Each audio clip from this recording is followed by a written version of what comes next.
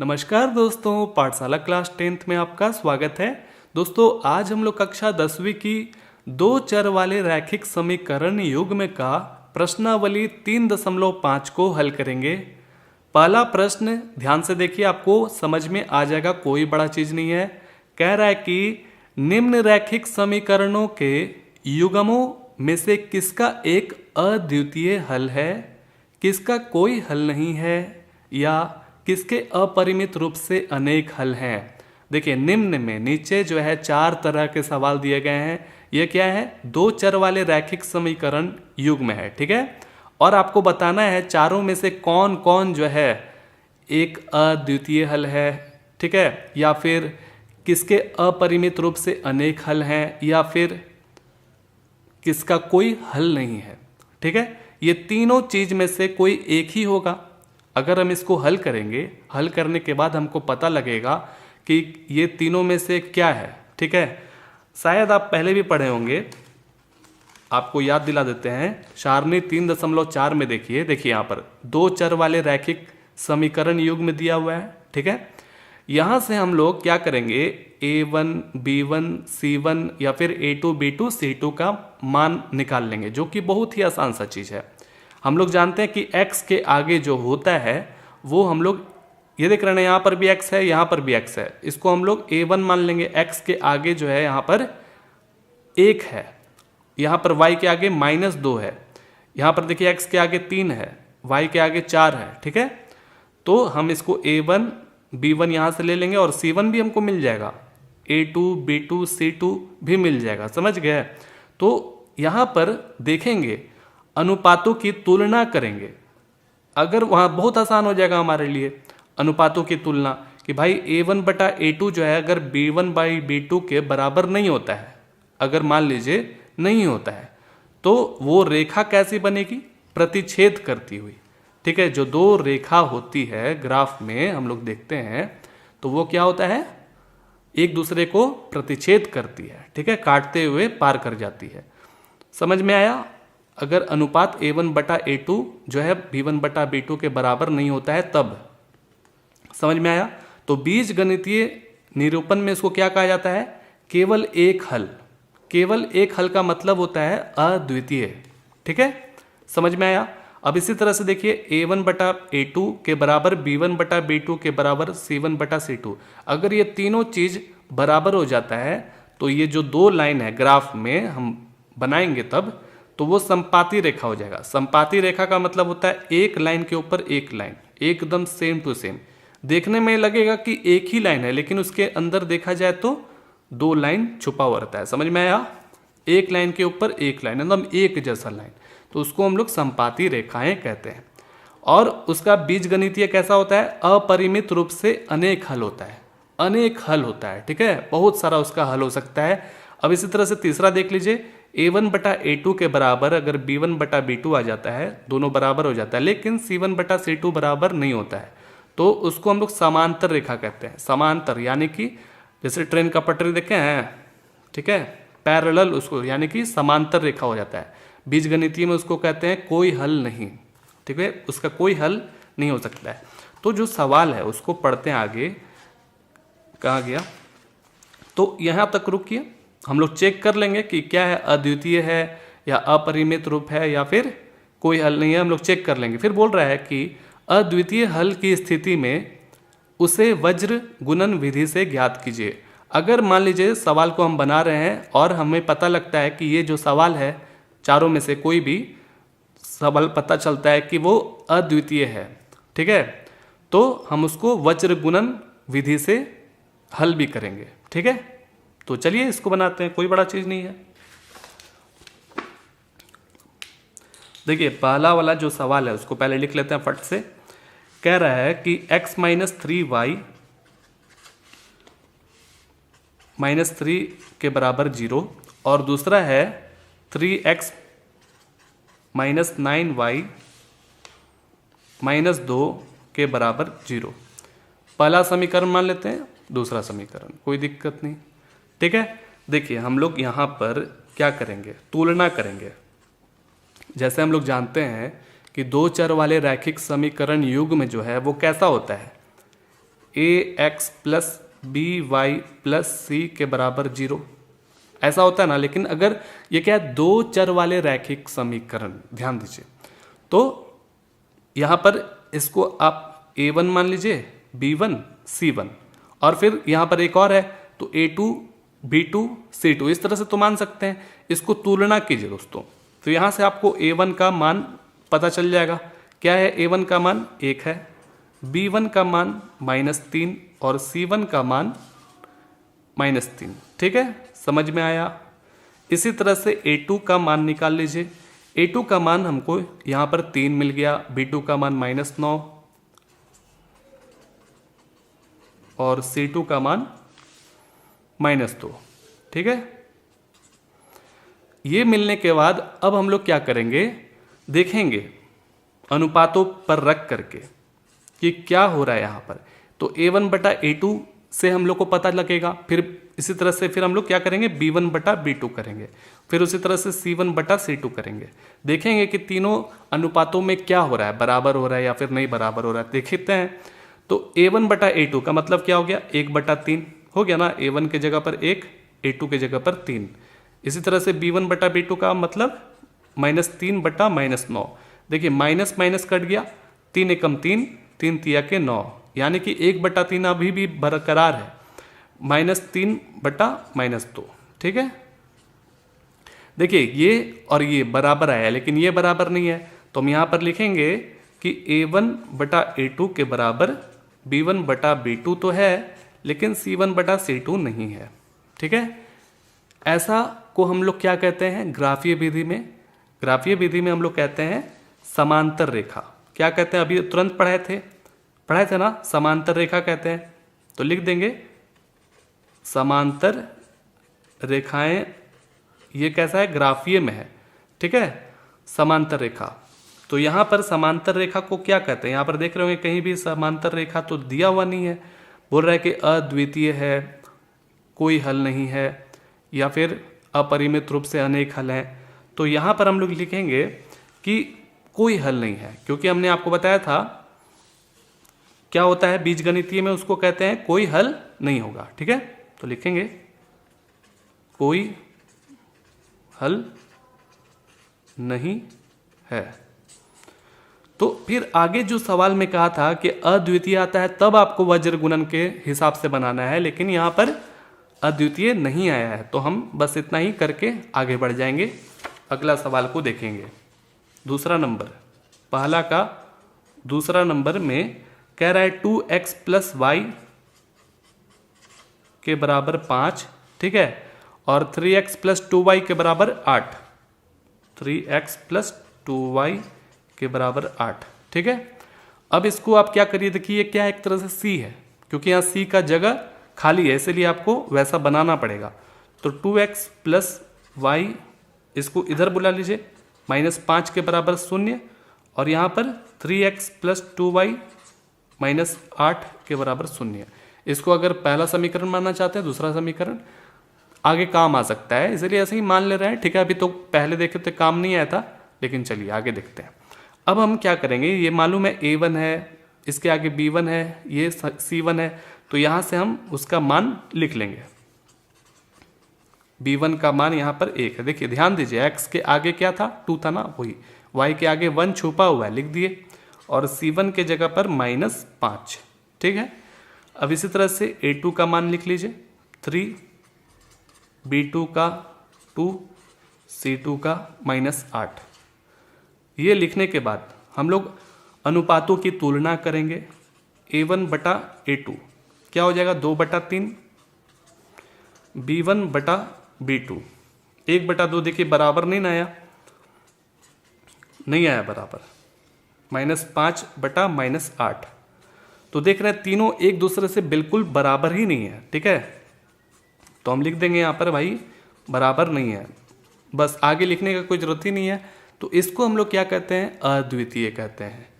ये कैसा रेखा है दोस्तों, प्रतिच्छेद करती हुई। हम आपको बताए भी थे अभी कि अगर बराबर नहीं होता है तो उसको कहते हैं क्या, प्रतिच्छेद करती हुई। लिख देंगे प्रतिच्छेद करती हुई रेखाएं, प्रतिच्छेद करती हुई रेखाएं ग्राफीय में होता है, और बीजगणितीय में क्या होगा, केवल एक हल है, केवल एक हल है। इसको हम लोग अद्वितीय भी कहते हैं, ठीक है, अद्वितीय। तो क्या बोला था कि भाई अगर अद्वितीय आ जाता है तो आपको वज्र गुणन विधि से हल करना है। तो अब हम लोग यहां पर वज्र गुणन विधि से हल करेंगे। देखिए वज्र गुणन विधि क्या होता है वो हम आपको समझाते हैं।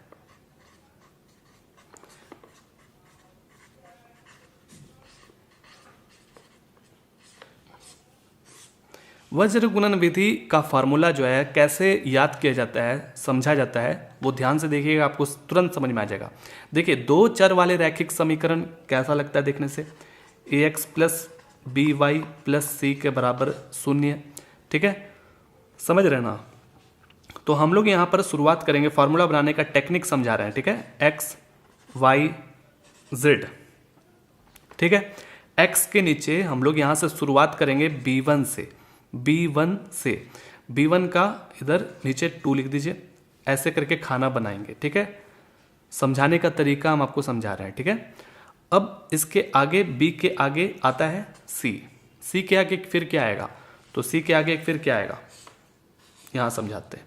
होता है ये क्या, a b c होता है ना।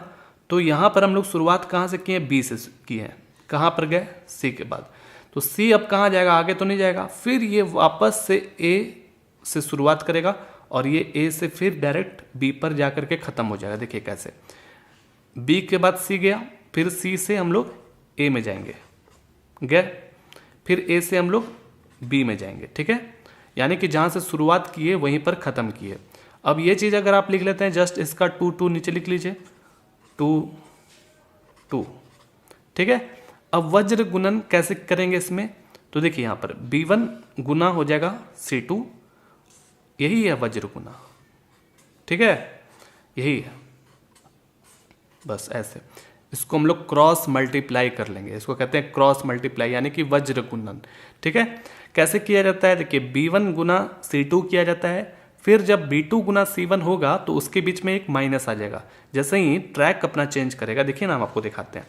पहले ये क्या है, x का खाना है ना, तो x के नीचे हम लोग ऐसे बटा में लिखेंगे, यही फार्मूला जो अभी बन रहा है, ये वाला वो फार्मूला बन रहा है, ठीक है। x बटा b1 गुना c2, फिर ये क्या करेगा, इनमें गुना जैसे ही होगा उसके बीच में एक माइनस आ जाएगा, याद रखिएगा। ट्रैक चेंज कर रहा है अब, b2 गुना c1, ठीक है, हो गया। अब y में आइए, तो y में क्या है कि c1 गुना a2, c1 गुना a2, फिर बीच में माइनस c2 गुना a1, ठीक है। अब इस तरह से z में आ जाएगी, a1 गुना b2, a2 गुना b1, ठीक है, इस तरह से ये चीज है। देखिए x का y का मान हम लोग को तो मालूम नहीं रहता है। अब बात आ गया z का, z कहाँ से आ गया, हम लोग तो दो चर वाले रैखिक समीकरण पढ़ रहे हैं जिसमें सिर्फ x और y ही रहता है, ये z तीसरा चीज कहाँ से आ गया। तो देखिए यहाँ पर हम लोग समझने के लिए ऐसे लिखे हैं कि यहाँ पर जैसे x है, y है, ठीक है ना, तो यहाँ पर मान लेते हैं हम लोग z है, तो z के जगह पर यहाँ पर क्या है दोस्तों, 1 रहा होगा, तभी ना c से 1 में मल्टीप्लाई करते तो c ही रह जाता है।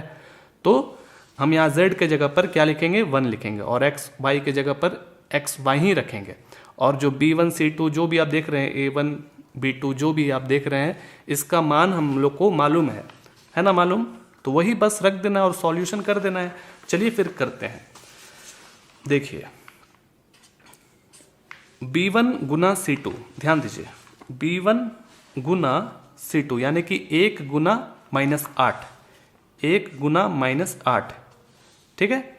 b2 गुना c1, b2 यानी कि 2, और c1 जो है वो कितना है, -5, यानी कि 2 गुना -5, 2 गुना -5, ठीक है।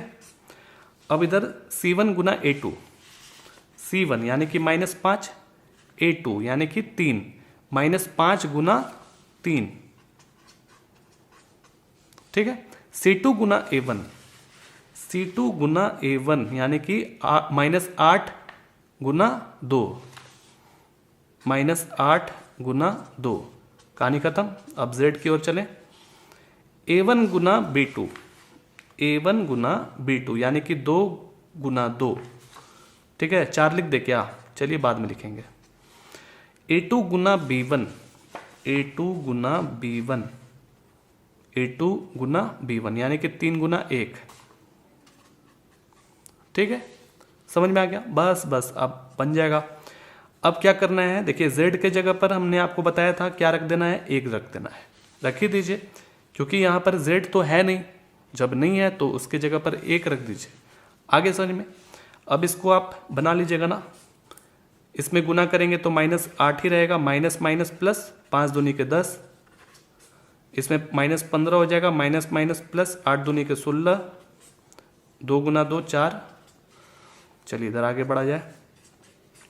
माइनस प्लस माइनस होता है यानी कि घटेगा, 10 में से 8 घटाएंगे तो 2, प्लस ज़्यादा है तो जीत गया। 16 में से 15 घटाएंगे तो 1। चलिए ये चीज़ ऐसा आ गया दोस्तों। अब यहाँ से हमको क्या करना है, हम लोग को x और y का मान निकाल लेना है।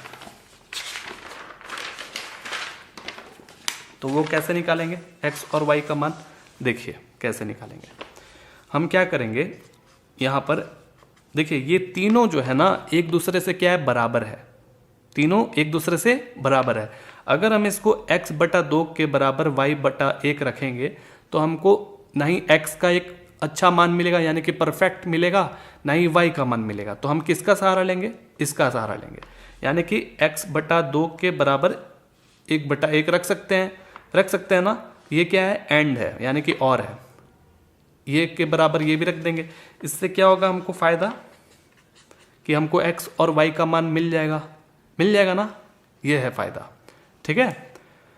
अगर हम इसको भी रख सकते थे एक दूसरे के बराबर, ये चीज रख सकते थे, लेकिन इससे फायदा नहीं होता, हम लोग को x और y का मान नहीं मिल पाता, इसीलिए। चलिए फिर ऐसा करते हैं, इसको उधर भेज देते हैं, इसको इधर भेज देते हैं। ये जब इधर जाएगा तो x से गुना हो जाएगा, 1 से गुना करेंगे x में तो x ही रहेगा, ठीक है। ये 1 से 2 में गुना करेंगे तो चलिए देखें निकल गया ना। देखिए ये उधर जाएगा तो 1 ही रहेगा ना, क्योंकि 1 से 1 में गुना होगा तो आ ही गया होगा समझ में। तो देखिए ये हमारा x का मान है और y का मान ये है। इस तरह से हम लोग को हल करना था। उम्मीद करते हैं आपको समझ में आ गया होगा। चलिए अब अगला देखते हैं। अगला क्वेश्चन 3रा नंबर है। 3रा नंबर में कह रहा है 3x माइनस 5y के बराबर 20, ठीक है। 6x माइनस 10y के बराबर 40,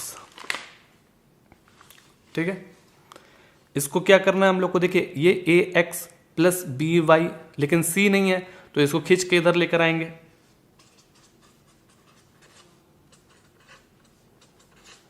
ठीक है। चलिए पहला समीकरण मानना चाहते हैं, मान लीजिए। अब ये क्या है, ax plus by plus c के हिसाब से ही देखने में लग रहा है। यहाँ से हमको क्या करना है, a1 का मान निकाल लेना है। फटाक से निकालिए। ये हमारा 3 निकल गया, b1 का मान -5 और c1 का मान -20, ठीक है। अब इसी तरह से a2 का निकाल लीजिए, 6, b2 का मान -10 और c2 का मान -40, ठीक है। अब इसको अनुपातों पर रखेंगे, टेस्टिंग करेंगे, देखेंगे कि क्या हो रहा है।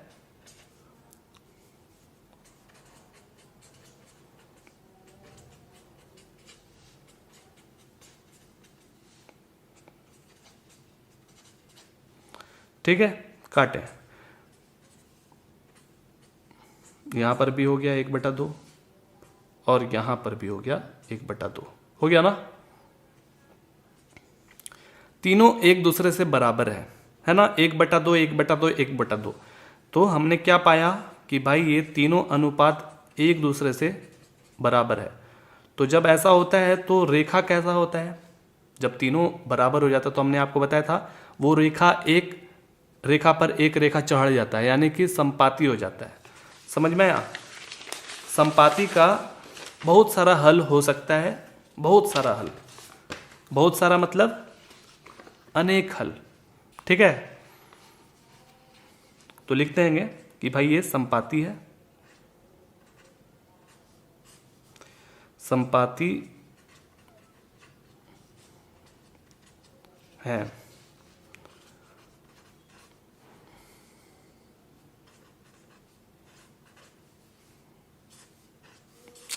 गंदा हो गया।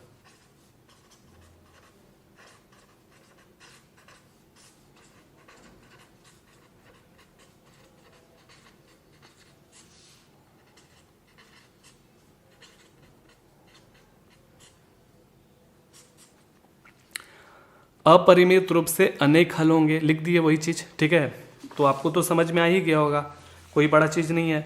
तो इसमें अद्वितीय नहीं आया, तो इसलिए हम लोग को आगे काम नहीं बढ़ाना होगा, वज्र गुणन विधि से इसको हल नहीं करना होगा। अब चलिए आगे देखते हैं लास्ट चौथा नंबर। ठीक है,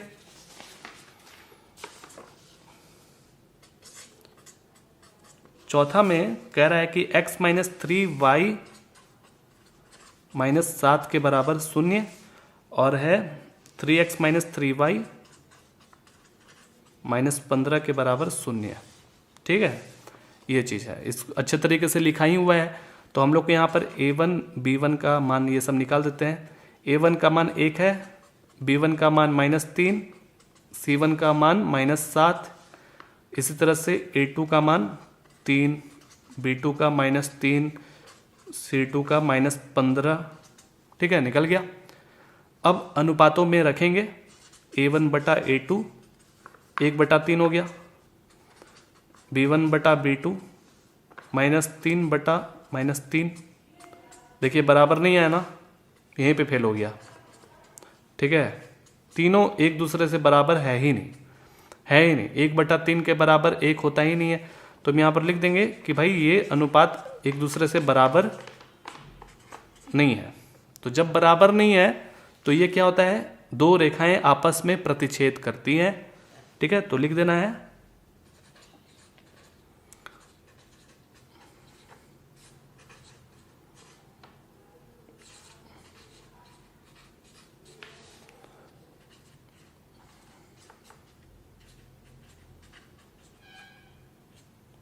ये रेखाएं हैं। ठीक है, समझ लीजिएगा।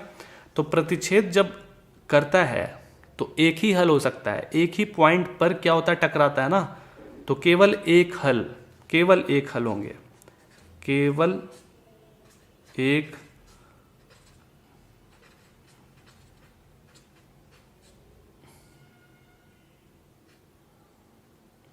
ठीक है, केवल एक हल होंगे।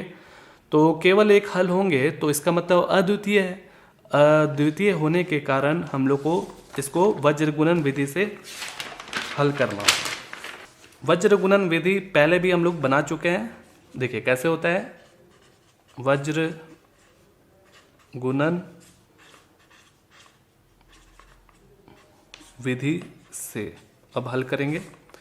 तो उसमें जो फार्मूला है वो कह रहा है कि x बटा b1 गुना c2 माइनस b2 गुना c1 के बराबर y बटा, अब यहाँ से हम लोग शुरुआत करेंगे c1 से, c1 गुना a2 माइनस c2 गुना a1। अब यहाँ पर z हो जाएगा, a1 से शुरुआत करेंगे, a1 गुना b2 माइनस a2 गुना b1। ये फार्मूला था ना वज्र गुणन विधि का। अब x का मान हम लोग को तो मालूम नहीं है, वही निकालना है। ठीक है, b1 का जो मान है वो हम लोग यहाँ से लिख लेंगे। देखिए कैसे होता है, b1 गुना c2 होता है, याद रखिएगा, और ऐसे ऐसे होता है। ठीक है, तो -3 गुना -15 करेंगे। ठीक है, -3 गुना -15। ठीक है, फिर बीच में एक माइनस आता है, इसको ब्रैकेट में लिख लीजिएगा तो अच्छा रहेगा। समझ में आया।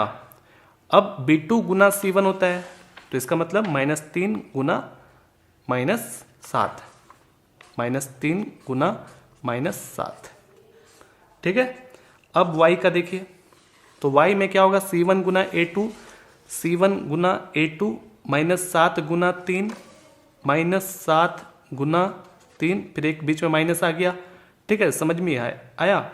अब यहाँ देखिए c2 गुना a1, c2 गुना a1 -15 गुना 1 करेंगे तो कितना हो जाएगा, -15 ही हो जाएगा। तो सिर्फ -15 लिख दें, चलिए 1 भी लिख ही देते हैं। अब इधर z में देखिए, z में नीचे क्या है, a1 गुना b2 है, a1 गुना b2 होगा और a2 गुना b1 होगा, इस तरह से। तो 1 गुना -3 करेंगे तो कितना हो जाएगा, -3, फिर एक बीच में माइनस भी तो आएगा। ध्यान दीजिए, a1 गुना b2 हम लोग किए तो पूरा कुल मिलाकर -3 आया। a2 गुना b1 करेंगे, a2 गुना b1 करेंगे, ठीक है। तो यानी कि 3 गुना -3 करेंगे, 3 गुना -3 करेंगे, ठीक है। चलिए अब इसको हम लोग गुना करके जोड़ घटाव करके हल कर देते हैं। माइनस माइनस प्लस होता है, 15 गुना 3 करेंगे तो 45, माइनस माइनस प्लस तो होगा, फिर प्लस माइनस माइनस हो जाएगा, ठीक है। 7 गुना 3 21, इसमें 7 गुना 3 21, -21 हो जाएगा। माइनस माइनस प्लस, अब z का देख लीजिए, तो z अब यहां पर 1 लिख देंगे, ठीक है। 1 क्यों लिखेंगे, क्योंकि यहां पर 1 है, इसलिए z के जगह पर क्या है, कुछ ना कुछ है, कुछ ना कुछ मतलब 1 है, ठीक है। अब देखिए यहां पर -3 है ना पहले से, अब इनको गुना करिए तो माइनस माइनस प्लस हो जाएगा ना, और 3 गुना 3 करेंगे तो 9 हो जाएगा, बस। अब घटा दीजिए, 45 में से 21 को घटाएंगे तो वो हो जाएगा 24, और इसमें से जब घटाएंगे तो माइनस पहले जीतेगा, 21 में से 15 घटाएंगे तो 6, 9 में से 3 को घटाएंगे तो 6, ठीक है। तो आपको अब क्या करना है, अब देखिए इनका मान ले लीजिए और इनका मान ले लीजिए, इससे आपको x और y का वैल्यू तुरंत मिल जाएगा, ठीक है। तो x बटा 24 के बराबर 1/6 ले लीजिए, और ये और का चिन्ह होता है, y बटा -6 के बराबर 1/6 ले लीजिए, जैसे हम लोग पहले लिए थे। अब वज्र गुणन कर देंगे, यानी कि इसको ऊपर भेज देंगे, उधर ये उधर जाएगा तो ऊपर चला जाएगा, तो ये हमारा 6x हो गया, इधर 24, और ये उधर जाएगा तो 6y, ये उधर जाएगा तो -6 हो जाएगा ना। अब x को अकेला करेंगे तो 24/6, y को अकेला करेंगे तो -6/6, 6 चौके 24 एक बार में।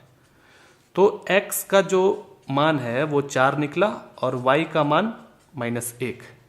समझ में आ गया दोस्तों, इस तरह से हम लोग को हल करना था। उम्मीद करते हैं आपको समझ में अब आ गया होगा वज्र गुणन विधि। तो इस तरह से हमारा पहला क्वेश्चन कंप्लीटेड हो जाता है। दूसरा नंबर में देखिए क्या कह रहा है। दूसरा नंबर में कह रहा है कि a और b के किन मानों के लिए निम्न रैखिक समीकरणों के युग्म के अपरिमित रूप से अनेक हल होंगे, ठीक है। ध्यान दीजिए, a और b का मान निकालना है हम लोग को, समझ रहे हैं। और ये जो निम्न में रैखिक समीकरण जो दिया गया है वो क्या है, अपरिमित रूप से अनेक हल होंगे। अनेक हल का मतलब क्या होता है कि ये जो है संपाती है। अनेक हल का मतलब एक रेखाएं के ऊपर एक रेखा है, यहां पर आपको ये चीज दिया गया है, ठीक है। तो उसी के हिसाब से हम लोग को यहां पर सवाल को बनाना है। सबसे पहले हम लोग सवाल को लिख लेते हैं। कह रहा है कि 2x + 3y के बराबर 7, 2x + 3y के बराबर 7 है। और दूसरा है a - bx + a + b Guna y, ठीक है, के बराबर 3a + b - 2, यही है ना, ठीक है। तो देखिए हम इसको पहले अच्छे तरीके से लिखेंगे। कैसे, हम लोग जानते हैं ax + by + c के बराबर 0 होता है। इधर 0 नहीं ना अभी, तो इधर हम लोग को 0 करना होगा। तो सबसे पहले अच्छे से हम लोग कैसे लिखेंगे, देखिए यहाँ पर 2x + 3y - 7 के बराबर 0, और यहाँ पर भी कर लीजिए। देखिए डरिए मत, बहुत आसान है। जैसे x के आगे ये 2 है ना, उसी तरह से x के आगे ये पूरा a - b है, y के आगे पूरा ये a + b है, ठीक है।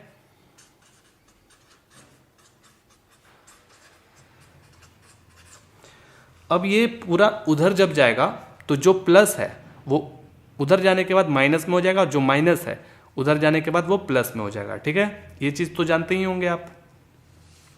तो ऐसा करते हैं हम लोग कि ये पूरा इसको इधर ट्रांसफर कर देते हैं, ठीक है। तो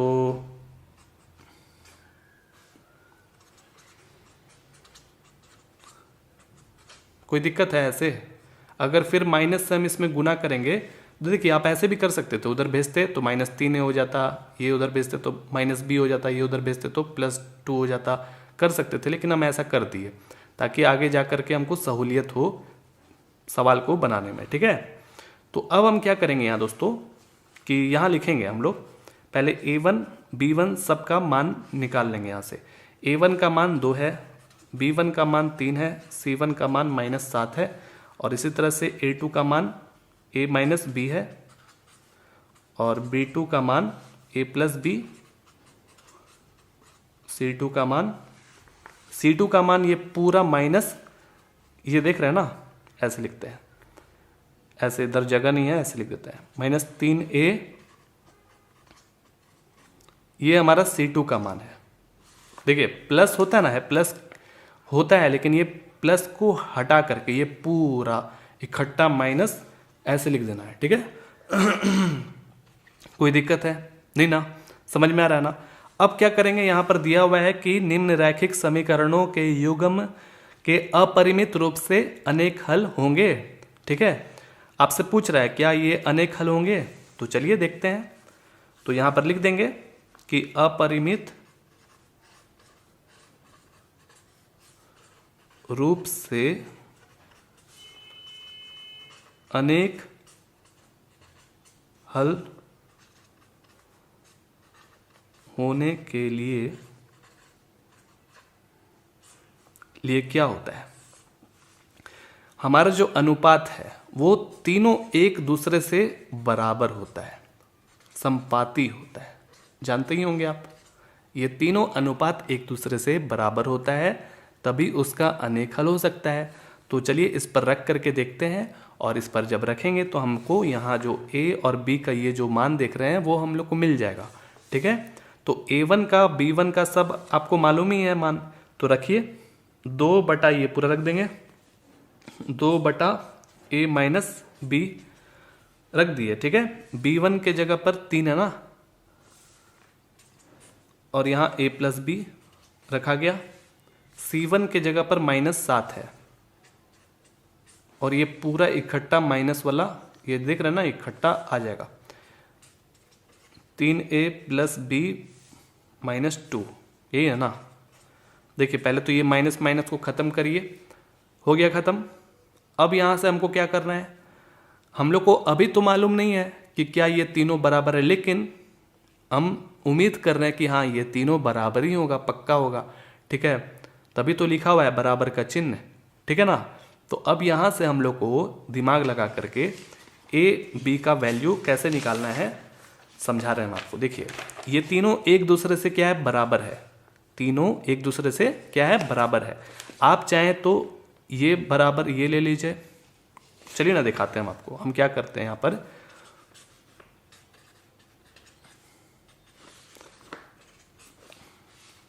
हमको a और b का जब मान चाहिए तो एक तरफ आप ये ले लीजिए, ठीक है, और दूसरा तरफ ले लीजिए क्या, ये बराबर ये ले लीजिए। आप चाहते तो ये बराबर ये भी ले सकते थे, लेकिन हम सोच रहे हैं कि ये बराबर ये ले लेते हैं, 3 बटा,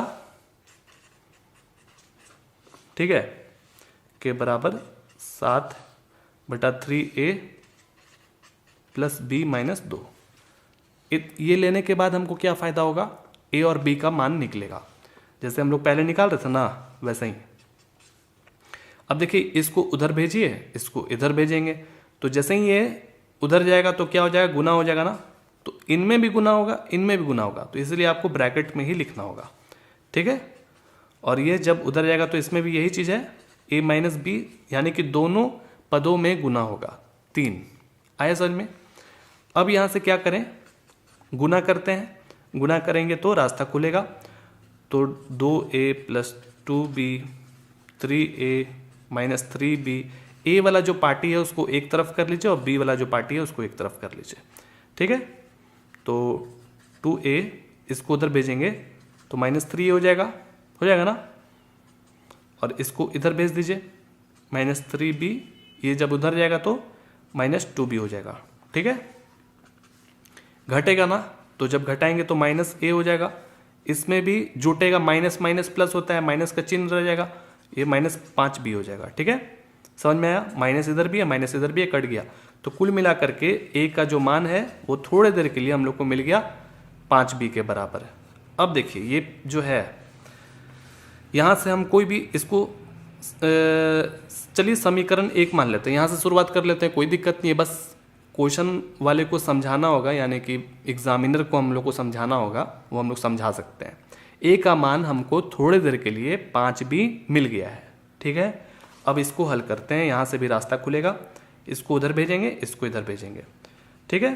तो 3 जब इनमें गुना होगा, सब में गुना हो जाएगा, यानी कि 3a + b - 2 और ये 7a + 7b हो जाएगा ना। 7 से इनमें दोनों में गुना करेंगे तो हो जाएगा ना ऐसा।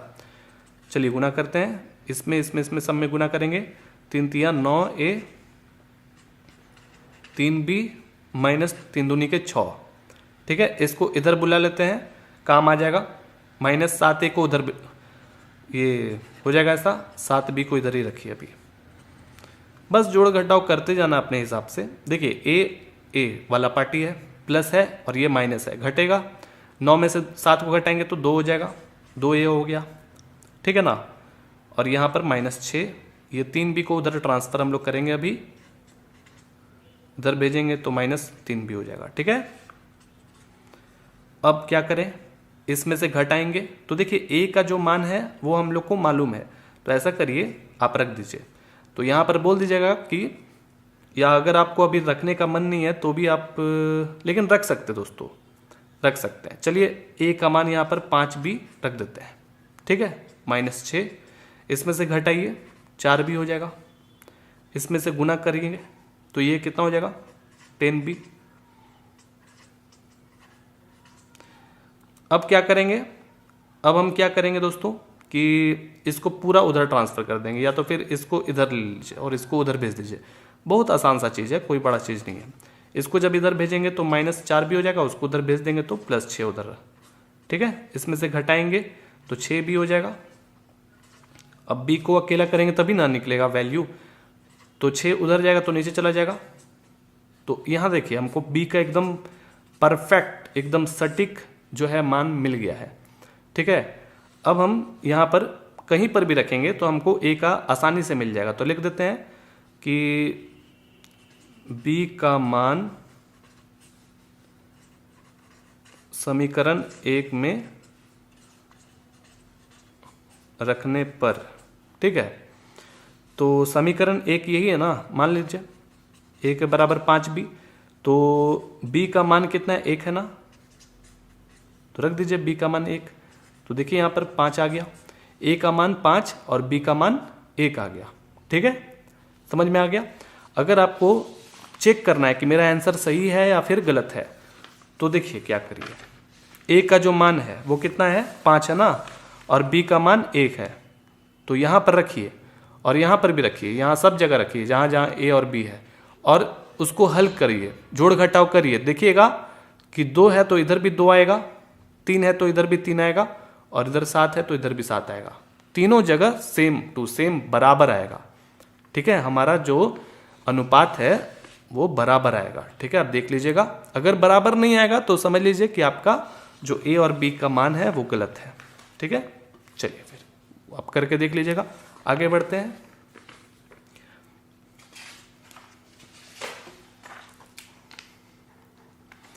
यहां पर कह रहा है कि k के किस मान के लिए निम्न रैखिक समीकरणों के युग्म का कोई हल नहीं है। वैसा ही क्वेश्चन है जैसा हम लोग बनाए थे। कोई हल नहीं है का मतलब क्या होता है जानते हैं, कि वो दो रेखाएं क्या है, समांतर है। समांतर यानी किस तरह से चले जा रहा है, कहीं टकरा ही नहीं रहा है, कहीं नहीं टकराएगा तो कोई हल ही नहीं होगा। समझ में आया। तो यहाँ से जो भी सवाल है उसको आप लिख लीजिए फटाक से, हम भी लिख लेते हैं। देखिए दूसरा नंबर में वो भी वैसा ही है, क्वेश्चन लिखते हैं 3x + y के बराबर 1 है, और 2k - 1 k - 1 इधर y है 2k + 1, ठीक है। देखिए इधर 0 नहीं है तो हम लोग को वैसा एकदम अच्छे तरीके से जो दो चर वाले रैखिक समीकरण का जो लिखने का तरीका होता है वैसा पहले कर लेते हैं, यानी कि सहियार लेते हैं। तो 3x + वाई, ये 1 को उधर भेजेंगे तो -1 हो जाएगा। ठीक है, 2k माइनस, ये पूरा को पूरा उधर भेज देंगे तो ये पूरा ब्रैकेट में ही लिख दीजिएगा क्योंकि 2 पद है इसीलिए। समझ में आ गया? चलिए, कोई दिक्कत नहीं है ना? कोई दिक्कत? अब क्या करेंगे कि हम लोग यहां से a1 का मान, b1 का मान सब निकाल लेंगे। ठीक है, a1 का मान 3 है, b1 का मान 1, c1 का मान -1, a2 का मान 2k -1 है ना, 2k -1 लिख दिए। b2 का मान k -1, c2 का मान, ये पूरा माइनस इकट्ठा उठा करके यहां पर लिख दीजिए 2k +1। ठीक है, क्लियर? समझ में आ रहा है? अब यहां पर बुक में क्या लिखा था? निम्न रैखिक समीकरणों के युग्म का कोई हल नहीं है। ठीक है, तो लिखना होगा फिर कि भाई इस समीकरण का कोई हल नहीं है, तो उसके हिसाब से हमको लिखना होगा कोई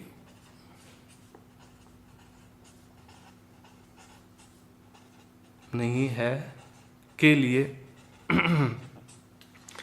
कोई हल नहीं है के लिए क्या होता है? रेखाएं क्या होता है? समांतर होता है। तो समांतर रेखा क्या होता है आप जानते होंगे। समांतर रेखा जो है a1/a2 के बराबर b1/b2 तो होता है, लेकिन c1/c2 नहीं होता है।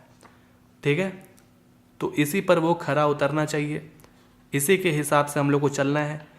अब a1, a2, b1, b2, c2, c1 सब का वैल्यू हम लोग को मालूम है, बस उस पर रख दीजिए।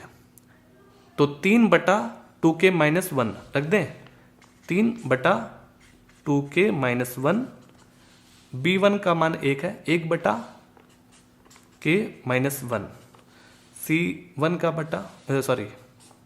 -1 है ना, ये पूरा रख दीजिए ब्रैकेट में ही, याद रखिएगा जैसे लिखा हुआ है वैसे ही लिखना है। सही है। अब यहां से हम क्या करेंगे, एकदम आजाद हैं, इनके बराबर रखना चाहते हैं या फिर इनके बराबर रखना चाहते हैं या फिर इनके बराबर रखना चाहते हैं। आप तीनों में से किसी को भी 2 जगह आप ले लीजिए। ठीक है, इससे आपको k का मान तुरंत मिल जाएगा। तो हम ऐसा करते हैं कि इसको इसके बराबर रख देते हैं,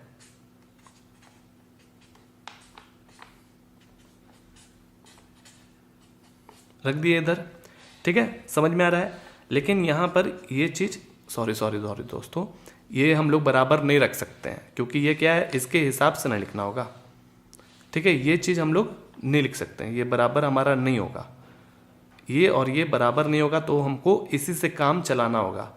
और ये भी इसके बराबर नहीं है, तो हमें सिर्फ यहीं पर यही चीज लेना होगा, मात्र यही चीज लेना होगा और हल करके देखना होगा। ठीक है, तो अच्छा है, मेरे लिए ज़्यादा मेहनत नहीं करना होगा। अब इसको क्या करिए, वज्र गुणन कर लीजिए, इसको उधर भेज दीजिए, इसको इधर भेज दीजिए। तो जब ये उधर जाएगा तो 3 जो है वो दोनों पदों में गुना हो जाएगा, यानी कि 3k -3 हो जाएगा। और ये जब इधर जाएगा तो 1 से जब गुना होगा तो कोई फर्क ही नहीं पड़ेगा, वही चीज़ रहेगा। समझ में आ गया? अब यहाँ से k वाला जो पार्टी है उसको एक तरफ खींच लीजिए और इसको एक तरफ खींच लीजिए। 3k, ये जब उधर जाएगा तो -2k, ये जब उधर जाएगा पहले, लेकिन जो चीज़ लिखा हुआ है उसको पहले लिखिए, ये उधर जाएगा तो +3 हो जाएगा। ठीक है, इसमें से घटाएंगे तो ओनली k, इस भी से भी घटेगा, 3 में से 1 घटाएंगे तो 2। देखिए कितना आसानी से हम लोग k का मान निकाल लिए। और अगर आपको देखना है कि ये आंसर सही है तो क्या करना होगा, आपको करना ये होगा कि जहाँ पर k है वहाँ आपको 2 रखना होगा, और रख करके देखिए और अनुपातों को देख लीजिए कि भाई a1/a2 के बराबर b1/b2 आ रहा है और c1/c2 बराबर नहीं आना चाहिए। ठीक है, अगर वो ऐसा हो रहा है तो आपका उत्तर एकदम 100% सही है। तो चलिए फिर आगे देखते हैं। आगे बहुत ही आसान सा है सवाल, इसमें कह रहा है कि निम्न रैखिक समीकरणों के युग्म को प्रतिस्थापन एवं वज्र गुणन विधियों से हल कीजिए। किस विधि को आप अधिक उपयुक्त मानते हैं? ठीक है, कोई बड़ा चीज नहीं, हम लोग दोनों विधि पढ़ चुके हैं, हमारा जो भी मर्जी है दोनों विधि में से कोई एक विधि से हम बना सकते हैं, ठीक है। वज्र गुणन विधि अभी आपको पढ़ाए थे और प्रतिस्थापन विधि 3.3 में हम लोग पढ़ चुके हैं, ठीक है। तो प्रतिस्थापन विधि बहुत अच्छा लगता है, उससे सवालों को बनाने में बहुत मजा आता है। तो हम सोच रहे हैं कि प्रतिस्थापन विधि से ही इस सवाल को हल कर दिया जाए, ठीक है। वज्र गुणन आप अपने से करिएगा, होमवर्क है आपके लिए। चलिए जो सवाल है लिखते हैं। सवाल यह है 3 नंबर में कि 8x + 5y के बराबर 9 और 3x + 2y के बराबर 4। ये अच्छे तरीके से नहीं लिखा हुआ है, इसलिए पहले अच्छे तरीके से इसको लिख लेते हैं। ये 9 को उधर भेजेंगे तो -9 हो जाएगा, और इधर भी कर लीजिए इसी तरह से, -4 के बराबर। अब इसको पहला समीकरण दूसरा समीकरण मान लीजिए, हमको आगे जाकर काम आएगा क्योंकि हम इसको प्रतिस्थापन विधि से हल करने वाले हैं।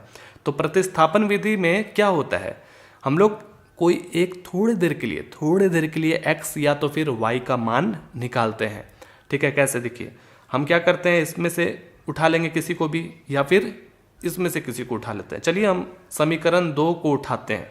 तो लिखना होगा कि भाई समीकरण 2 को हम उठा रहे हैं। समीकरण 2 से, समीकरण 2 में 3x + 2y - 4 के बराबर 0 है ना।